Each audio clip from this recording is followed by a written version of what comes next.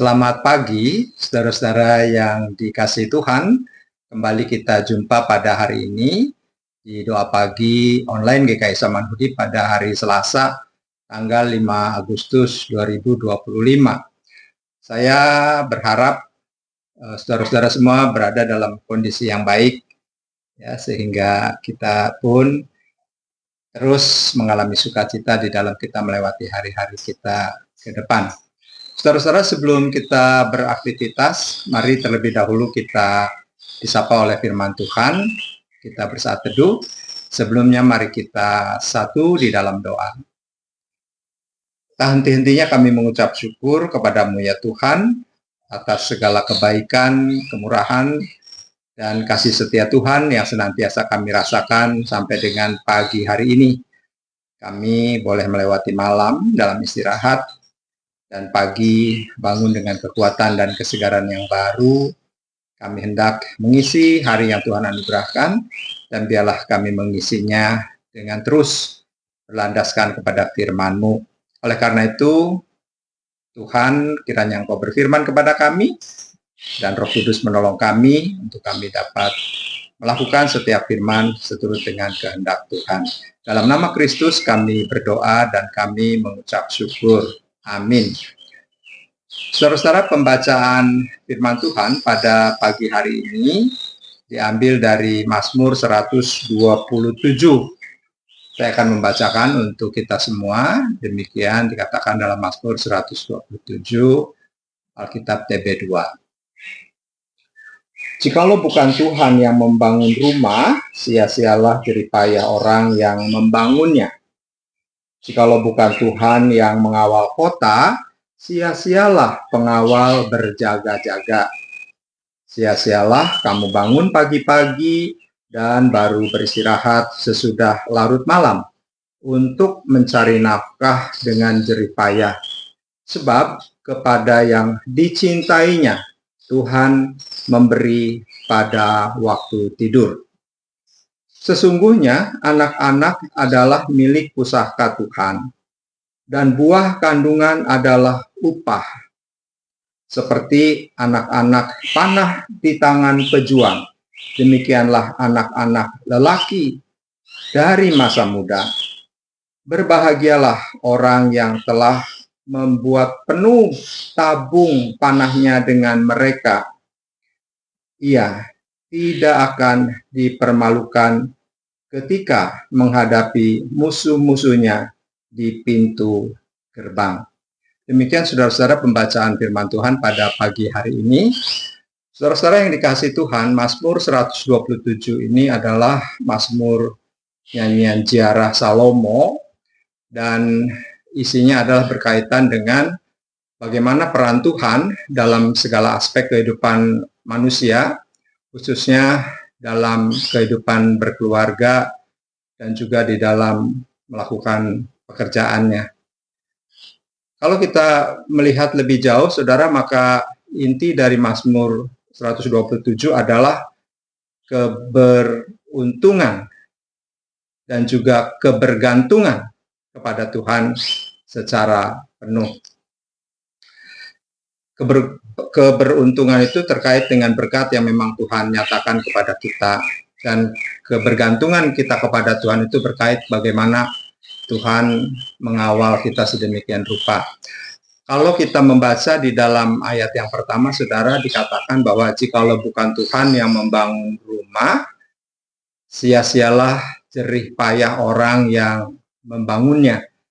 Jikalau bukan Tuhan yang mengawal kota, sia-sialah pengawal berjaga-jaga. Jadi ada dua aspek di situ, bagaimana Tuhan berperan penting di dalam membangun rumah, dan rumah di sini bisa dalam arti sempit, rumah tangga, tapi juga bisa dalam arti luas, misalnya komunitas atau gereja. Dan mengawal kota di situ menunjukkan bagaimana Tuhan menjaga kita sedemikian rupa. Saudara-saudara, ayat ini menekankan bahwa segala usaha manusia dengan segala jerih lelah dan jerih payahnya itu akan sia-sia jika tidak dalam Tuhan, jika tidak didasarkan pada kehendak dan juga berkat Tuhan.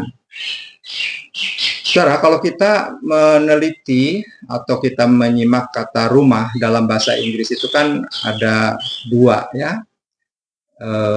Itu berarti disebut dengan house dan yang kedua adalah home. Dan rumah di sini adalah lebih kepada pengertian house itu bangunan. Jadi ada bangunan rumah di mana di dalamnya kita dapat beristirahat, kita terhindar dari panas, terik, dari angin, dan juga dari hujan, dan kita ada di dalam rumah dalam pengertian house. Ya. Nah, house ini dibangun dengan tangan.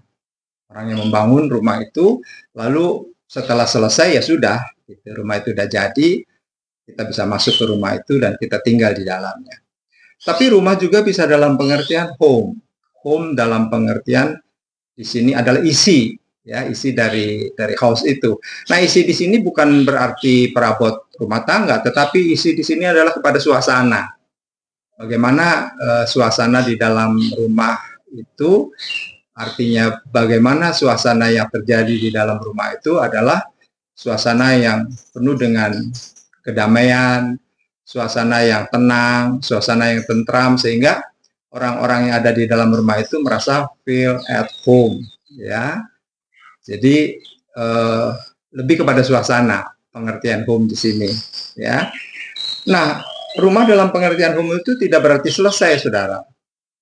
Karena kalau yang house itu dibangun dengan tangan, tetapi kalau home itu dibangun dengan hati.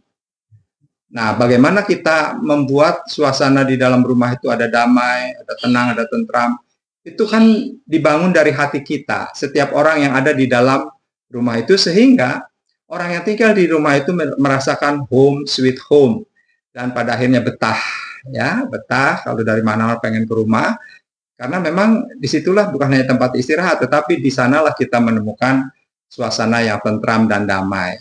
Ya, berbeda, saudara, kalau rumahnya itu penuh dengan keributan, orang nggak betah dan pasti pengennya pergi dari rumah. Nah, saudara-saudara yang dikasih Tuhan, rumah dalam arti house maupun home adalah tempat untuk kita juga memperbaharui motivasi. Ya, kalau kita capek dari mana-mana pulang dari rumah untuk berangkat kerja itu kan kita punya motivasi yang baru ya kalau kita masih aktif kerja. Juga rumah itu adalah tempat kita menerapkan kasih Allah. Kita berbicara tentang kasih, bagaimana kasih itu dirasakan, ya itu harus dipraktekkan, ya. Dan itu terjadi di dalam rumah, satu sama lain, apakah itu suami istri, orang tua, anak, semua menerapkan kasih Allah sebagaimana Allah sudah mengasihi kita, maka kita juga dipanggil untuk saling mengasihi di dalam rumah itu dipraktekkan, saudara. Itu tempat rumah sehingga kita merasa feel at home. Dan rumah ini juga, saudara-saudara, adalah tempat kita saling menerima dan saling mengampuni.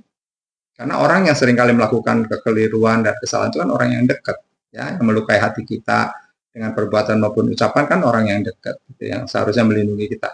Tapi di rumah inilah kita belajar untuk saling menerima dan saling mengampuni. Kalau di antara anggota keluarga kita itu ada yang mungkin melakukan hal-hal yang tidak kita kehendaki atau sesuatu yang salah. Jadi rumah yang kita pahami baik itu house maupun home adalah yang membuat kita merasa feel at home, dan itu sekali lagi yang home itu dibangun dengan hati dan kita sama-sama di situ berusaha untuk saling menerima, saling mengampuni, dan juga untuk menerapkan kasih Allah di dalam kehidupan berkeluarga. Nah, saudara, dalam arti yang lebih luas tentu ini bisa dalam arti rumah, keluarga adalah komunitas, misalnya gereja. Ya, bagaimana kita bergereja, beraktivitas, saling melayani, dan disitulah juga kita hendak menyatakan damai sejahtera untuk saling mengasihi dan juga saling mengampuni. Karena gereja itu kan terdiri dari beberapa keluarga yang kumpul, yang sama-sama punya visi, punya misi untuk melayani, gitu ya. Nah, tidak tertutup kemungkinan ada mungkin salah itu satu sama lain. Tapi disitulah bagaimana kita juga menerapkan kasih Allah. Sehingga ketika kita ke gereja, kita juga merasa feel at home, ya, serasa ada di dalam rumah bersama dengan teman-teman lain, saudara-saudara lain yang merupakan satu keluarga di dalam Kristus, dalam kita melayani bersama. Nah, saudara-saudara yang dikasih Tuhan, sekali lagi, Suasana yang damai itu tidak datang dengan sendirinya, tetapi harus diusahakan. Ya, ingat, kalau house itu dibangun selesai, kalau home itu tidak pernah selesai karena itu dibangun dengan hati. Lalu arti yang kedua di sini kita menemukan mengawal kota, saudara. Dikatakan di sana mengawal kota artinya apa? Berbicara tentang perlindungan dan keamanan. Bahwa manusia bisa berusaha sekuat tenaga, bisa mungkin melindungi dirinya sendiri, tetapi saudara-saudara, keamanan yang sejati itu hanya bisa diberikan oleh Tuhan dan hanya datang dari Tuhan. Hanya Tuhanlah perlindungan kita, saudara-saudara. Jadi pemazmur di sini mengungkapkan bagaimana Tuhan juga menjaga ya kehidupan kita dan keluarga kita. Oleh karena itu, saudara-saudara, kita diajak untuk menyerahkan seluruh hidup kita kepada perlindungan Tuhan, bukan kepada perlindungan atau kepada kuasa yang lain. Nah, saudara-saudara yang dikasih Tuhan, kalau kita membaca ayat yang kedua, ya dikatakan demikian. Sia-sialah kamu bangun pagi-pagi dan baru beristirahat sesudah larut malam, untuk mencari nafkah dengan jerih payah, sebab kepada yang dicintainya Tuhan memberi pada waktu tidur. Saudara-saudara, ayat ini tidak menunjukkan atau menganjurkan ya supaya kita hidup di dalam kemalasan. Melainkan ayat yang kedua ini ingin menegaskan bahwa kerja keras tanpa Tuhan bisa menjadi beban yang sia-sia. Jadi apapun saudara, jerih lelah kita termasuk dalam bekerja, kalau tanpa Tuhan itu ya semuanya akan sia-sia gitu. Demikian juga dengan segala apa yang kita kerjakan. Kalau tanpa Tuhan, itu akan menjadi sia-sia.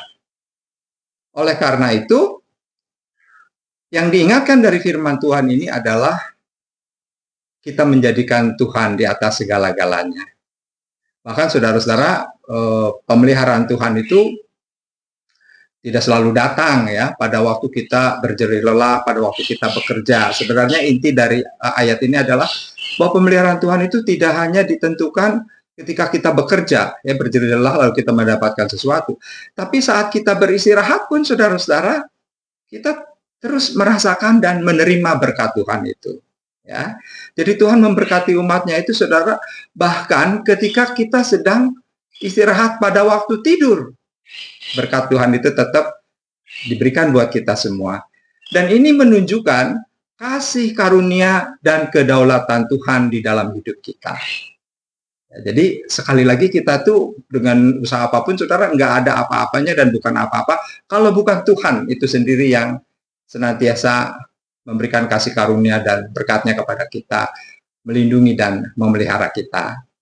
Nah, saudara, dari firman Tuhan ini kita diajak bahwa Tuhan memberikan berkatnya itu kepada orang-orang yang dicintainya, saudara, ya, kepada orang yang dicintainya.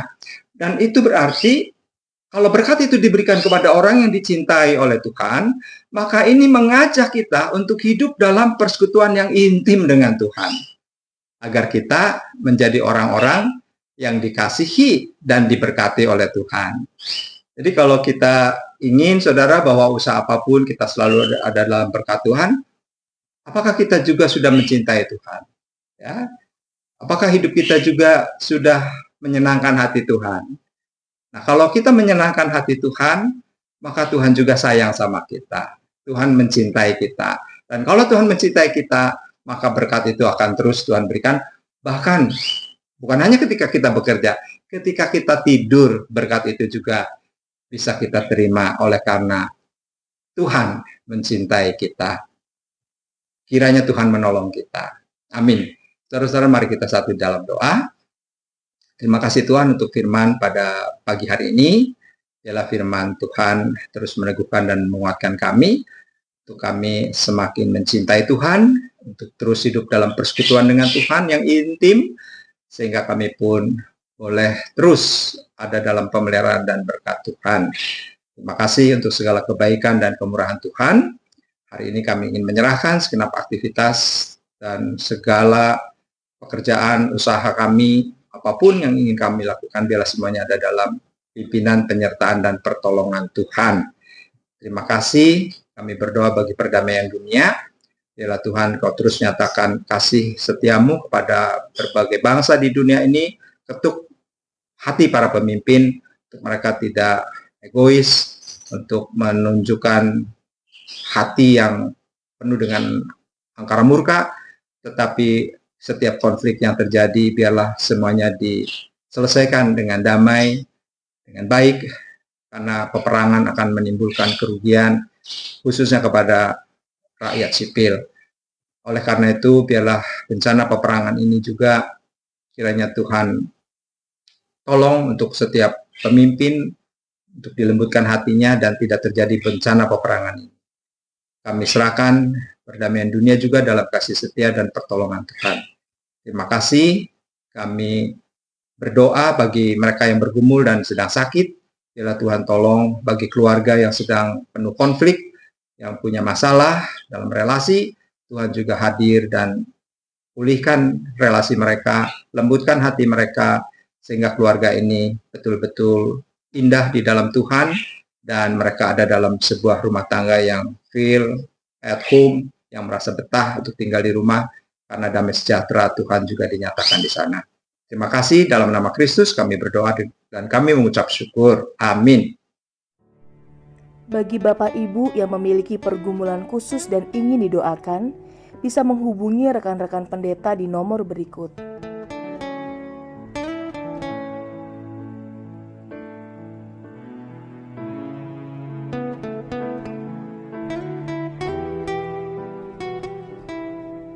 Tuhan Yesus memberkati.